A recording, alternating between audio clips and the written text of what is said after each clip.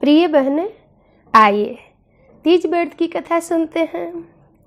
आप सभी 27 तारीख को तीज का व्रत मनाएं, क्योंकि हिंदू धर्म में उदया तिथि के अनुसार ही त्यौहार मनाया जाता है। चाहे तीज हो या जीवित पुत्री का व्रत हो या कोई भी व्रत, एकादशी व्रत हो, तो उदया तिथि के अनुसार ही मनाना चाहिए। तो 27 तारीख मंगलवार को तीज का व्रत है। उस दिन सुबह जल्दी जगना चाहिए, उठना चाहिए, स्नान करके भगवान शिव और माता पार्वती के साथ पूजन करें और पूरे दिन संकल्प लेकर व्रत रखें कि आज हम अपने पति के लंबे आयु के लिए तीज का व्रत कर रही हूँ। तो भोले बाबा और माता जी शक्ति दें कि यह व्रत मैं बहुत अच्छे से कर पाऊँ। और बहुत लोग इसमें सुबह सुबह पूजा का विधान बता रहे हैं, पर ऐसा कोई जल्दबाजी न करें। आप अपने सुविधा के अनुसार जब समय मिले आप व्रत कर लीजिएगा, क्योंकि उदया तिथि के अनुसार सुबह से लेके रात तक इसकी पूजा होगी। तो आप जब आपके पास पुरोहित जी, पंडित जी मिल जाए या खुद से जैसे सुविधा बने आप कर लें। और कथा मैं अपलोड कर रही हूँ, कथा आप इस वीडियो के माध्यम से सुन लीजिएगा। कथा बड़ा ही सुंदर है। क्या होता है कि कभी कभी माताएं बहनें व्रत रहती हैं और उस समय उनको पुस्तक तीज की जो होती है कथा नहीं पढ़ पाती हैं, पूजा छूने लायक नहीं होती हैं, तो वो अपने मोबाइल के द्वारा कथा को सुन लिया कीजिए। या कुछ सियाने बुजुर्ग माता पिता हैं जिनसे इतना नहीं हो पाता है, तो मोबाइल तो आजकल सभी के पास है, तो आप कथा सुन लिया कीजिए।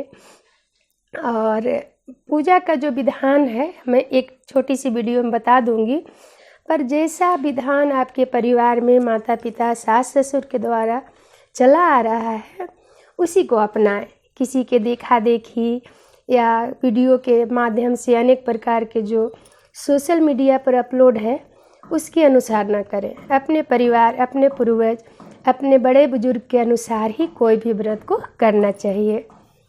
तो मेरी प्यारी माताएं बहनें, आइए हम सब मिलके तीज का कथा सुनते हैं। सुत जी बोले, जिन श्री पार्वती जी के घुंघराले केस कल्प वृक्ष के फूले से ढके हुए हैं और सुंदर एवं नए वस्त्र को धारण करने वाली हैं, तथा कपालों की माला से जिसका मस्तक शोभामयान है और दिगंबर रूपधारी शंकर भगवान हैं, उनको नमस्कार हो। कैलाश पर्वत की सुंदर विशाल चोटी पर विराजमान भगवान शंकर से गौरी ने पूछा, हे प्रभु, आप मुझे गुप्त से गुप्त किसी व्रत की कथा सुनाइए।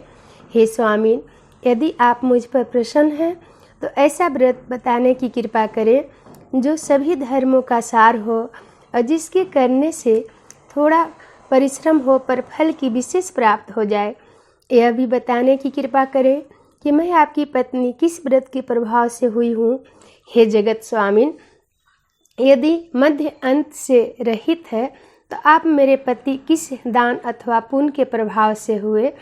शंकर जी बोले, हे देवी सुनो, मैं तुमसे वह उत्तम व्रत कहता हूँ जो परम गोपनीय एवं मेरा सर्वस्व है।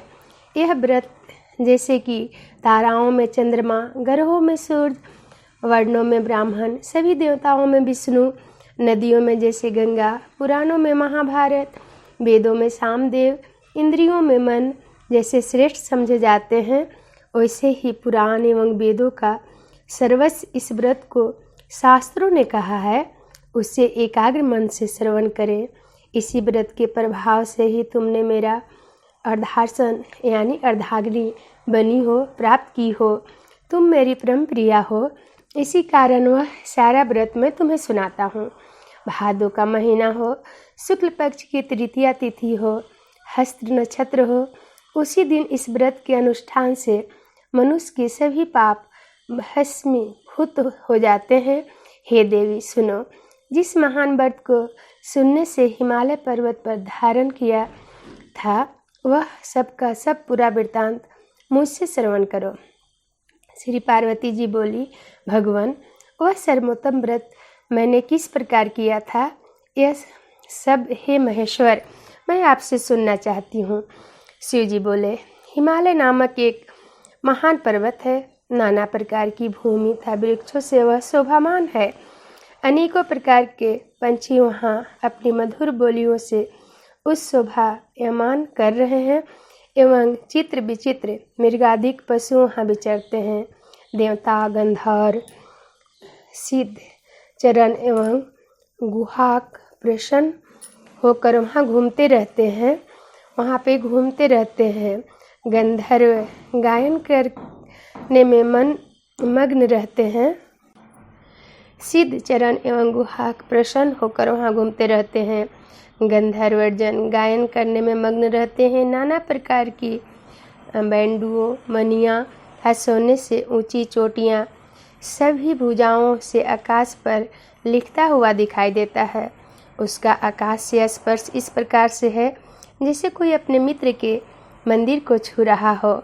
वह बर्फ से ढका रहता है। गंगा नदी की ध्वनि से वहाँ सदा शब्दयमान रहता है। हे पार्वती, तुमने वही पर बाल अवस्था में 12 वर्ष पर्यंत कठोर तप किया, अधोमुख होकर केवल धूम्रपान किया, फिर 64 वर्ष पर्यंत पके पके पत्ते खाए, माघ महीने के जल में खड़ी हो तप किया और बैसाख में अग्नि का सेवन किया, सावन में अन्न पान का त्याग कर दिया, एकदम 12 महीने में जाकर तप किया, बाहर जाकर मैदान में तप किया। तुम्हारे पिताजी तुम्हें इस प्रकार के कष्टों से देखकर घोर चिंता से व्याकुल हो गए। उन्होंने विचार किया कि यह कन्या किसको दी जाए। उस समय ब्रह्मा जी के पुत्र परम धर्मात्मा श्रेष्ठ मुनि श्री नारद जी तुम्हें देखने के लिए वहां आ गए। उन्हें अर्ध आसन देकर हिमाचल ने उनसे कहा, हे मुनि श्रेष्ठ, आपका आना शुभ हो। बड़े भाग्य से ही आप जैसे ऋषि का आगमन होता है। कहिए आपका शुभागमन किस कारण से हुआ। श्री नारद बोली, हे पर्वतराज सुनिए, मुझे स्वयं विष्णु भगवान ने आपके पास भेजा है। आपकी यह कन्या रत्न है।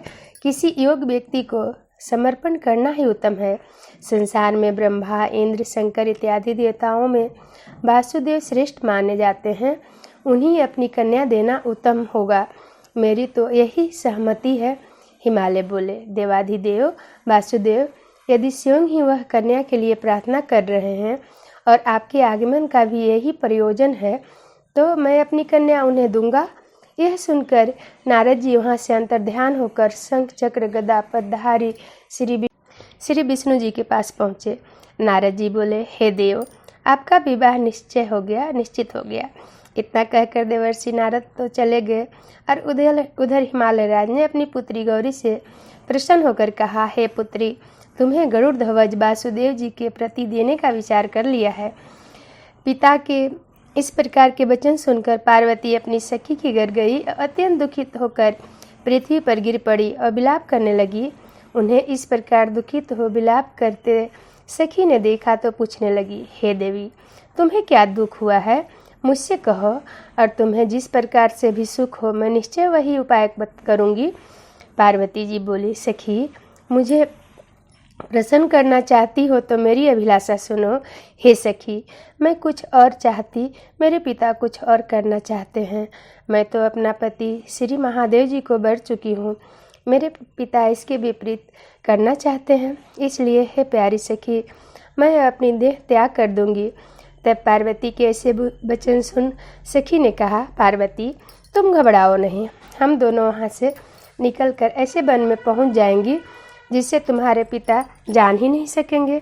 इस प्रकार आपस में राय करके श्री पार्वती जी को वह घोर वन में ले गई। तब पिता हिमालय ने अपनी पुत्री को घर में न देखकर इधर उधर खोज किया। घर घर ढूंढा किंतु वह न मिली तो विचार करने लगे, मेरी पुत्री को देव दानव किन्नरों में से कौन ले गया। मैंने नारद के आगे विष्णु जी के प्रति कन्या देने की प्रतिज्ञा की थी, अब मैं क्या दूंगा। इस प्रकार की चिंता करते करते मूर्छित होकर गिर पड़े। तब उनकी ऐसी अवस्था सुनकर हाहाकार करते हुए हिमाचल के पास पहुँचे और मूर्छा का कारण पूछने लगे। हिमालय बोले, किसी दुष्ट आत्मा ने मेरी कन्या का अपहरण कर लिया है अथवा किसी काल सर्प ने उसे काट लिया है या सिंह व्याघ्र ने उसे मार डाला है। पता नहीं मेरी कन्या कहाँ चली गई, किस दुष्ट ने उसे हर लिया। ऐसे कहते कहते शोक से संतप्त होकर हिमालय राज वायु के कंपमान महावृक्ष के समान कांपने लगे। तुम्हारे पिता ने सिंह, व्याघ्र, भालुक आदि सिंहक पशुओं से भरे हुए एक वन में दूसरे वन में जा जाकर तुम्हें ढूंढने का बहुत प्रयत्न किया। उधर अपनी सखियों के साथ एक घोर वन में तुम भी जा पहुंची। वहाँ एक सुंदर नदी बह रही थी और उसके तट पर बड़ी गुफा थी जिसे तुमने देखा। तब अपनी सखियों के साथ तुमने उस गुफा में प्रवेश किया। खाना पीना त्याग करके वहाँ तुमने मेरी पार्वती युक्त बालू का लिंग स्थापित किया। उस दिन भादो मास की तृतीया थी। मैं हस्त नक्षत्र था। मेरी अर्चना तुमने बड़े प्रेम से प्रारंभ की। बाजोता गीतों के साथ रात को जागरण भी किया। इस प्रकार तुम्हारा परम श्रेष्ठ व्रत हुआ। उसी व्रत के प्रभाव से मेरा आसन हिल गया। तब तत्काल मैं वहाँ प्रकट हो गया जहाँ तुम सखियों के साथ थी। मैंने दर्शन देकर कहा, हे वरानने वर मांगो। तब तुम बोली, हे देवी, हे देव, हे महेश्वर, यदि आप प्रसन्न हो तो मेरे स्वामी बनिए। तब मैंने तथा वस्तु कह फिर वहाँ से अंतर्ध्यान हो कैलाश पर आ गया तो मेरे स्वामी बनिए। तब मैं तथा वस्तु कह फिर वहाँ से अंतर्ध्यान होकर कैलाश पर पहुँचा। उधर जब प्रातःकाल हुआ तब तुमने मेरी लिंग मूर्ति का नदी में विसर्जन किया। अपनी सखियों के साथ वन में प्राप्त कंदमूल फल आदि से तुमने पारण किया। हे सुंदरी, उसी स्थान पर सखियों के साथ तुम सो गई। हिमालय राज तुम्हारे पिता भी उस घोर वन में आ पहुँचे। अपना खाना पीना त्याग कर वन में चारों ओर तुम्हें ढूंढने लगे। नदी के किनारे 2 कन्याओं को सोता हुआ उन्होंने देख लिया और पहचान लिया। फिर तो तुम्हें उठाकर गोदी में लेकर तुमसे कहने लगे, हे पुत्री, सिंह, व्याघ्र आदि पशुओं से पूर्ण इस घोर वन में क्यों आई हो? तब श्री पार्वती जी बोली, पिताजी सुनिए, आप मुझे विष्णु को देना चाहते हैं। आपकी यह बात मुझे अच्छी न लगी, इससे मैं वन में चली आई। यदि आप मेरा विवाह शंकर के साथ करें तो मैं घर चलूँगी, नहीं तो यहीं रहने का मैंने निश्चय कर लिया है। तब तुम्हारे पिता ने कहा कि एवं वस्तु मैं शंकर के साथ ही तुम्हारा विवाह करूँगा। उसके ऐसे कहने पर ही तब तुम घर में आई। तुम्हारे पिताजी ने तब विवाह विधि से तुमको मुझे समर्पित कर दिया। हे पार्वती जी, उसी व्रत के प्रभाव से जिसने तुम्हें सौभाग्य की वृद्धि हो गई, अभी तक किसी के सम्मुख मैंने इस व्रतराज का वर्णन नहीं किया। हे देवी, इस व्रतराज का नाम भी अब श्रवण कीजिए, क्योंकि तुम अपनी सखियों के साथ ही इस व्रत के प्रभाव से हरि गई। इस कारण इस व्रत का नाम हरितालिका हुआ। पार्वती जी बोली, हे प्रभु, आपने इसका नाम तो कहा, कृपा करके इसकी विधि भी कहिए। इसके करने से कौन सा फल मिलता है और कौन सा पुण्य लाभ होता है और किस प्रकार से कौन इस व्रत के करे। ईश्वर बोले, हे देवी सुनो, यह व्रत सौभाग्यवर्धक है।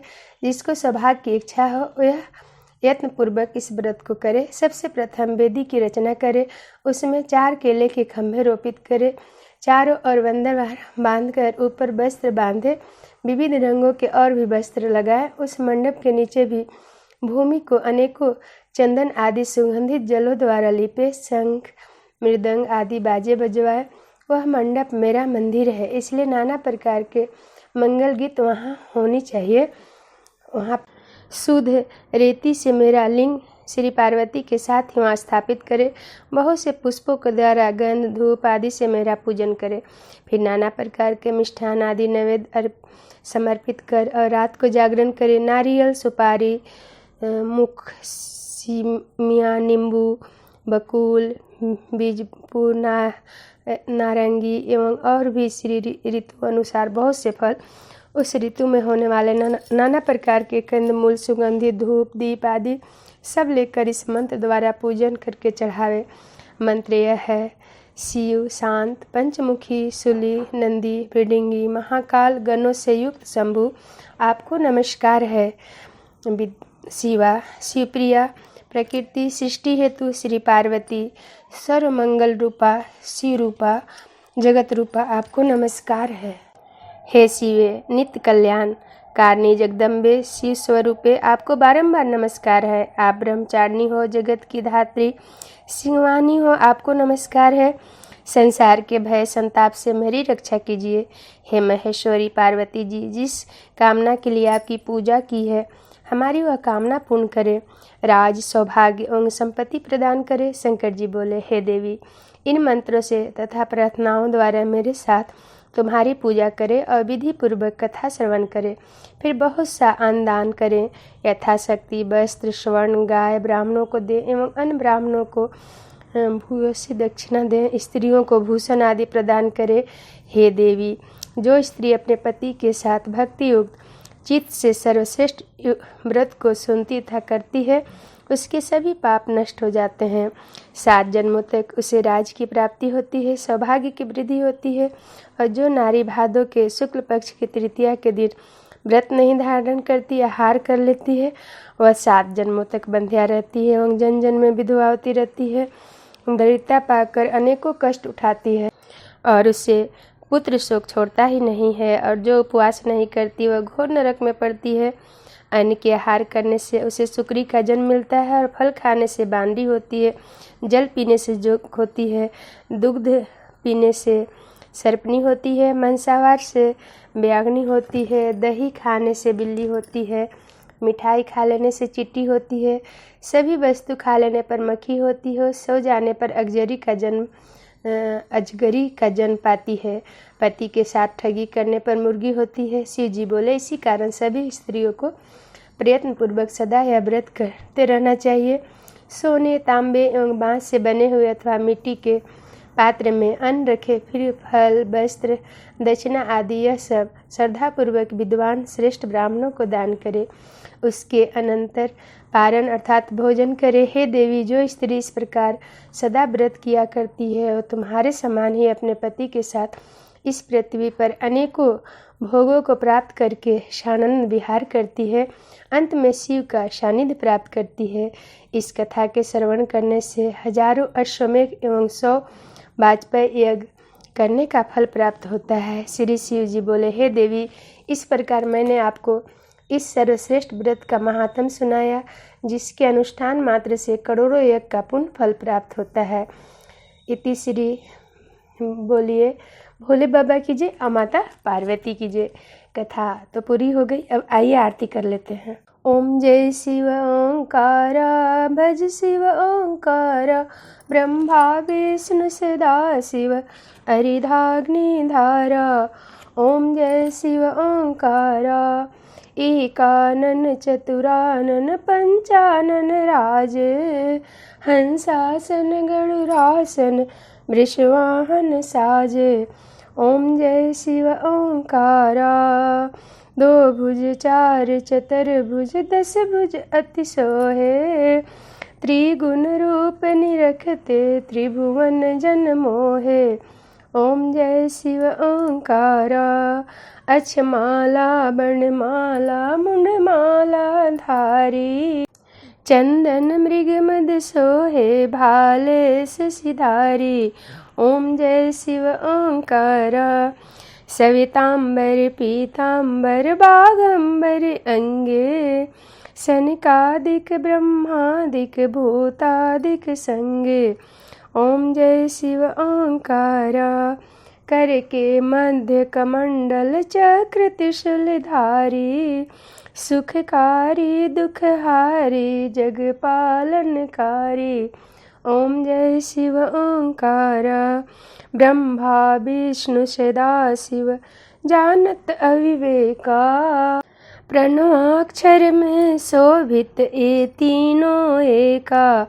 ओम जय शिव ओंकारा, त्रिगुण स्वामी जी की आरती जो कोई नर गावे, कहत शिवानंद स्वामी भजत हरि हरि स्वामी, मन वांछित फल पावे। ओम जय शिव ओंकारा, भज शिव ओंकारा। बोलिए भोले बाबा की जय और माता पार्वती की जय। इस कथा को आप सब जरूर सुनिए और अपने परिवारजनों में शेयर कीजिएगा कि वो लोग भी कथा सुन लें आप विधि पूर्वक अपना व्रत को श्रद्धापूर्वक श्रद्धा भक्ति से करें। अब भोले बाबा और माता जी को प्रणाम करें। बोलिए भोले बाबा की जय और माता पार्वती की जय।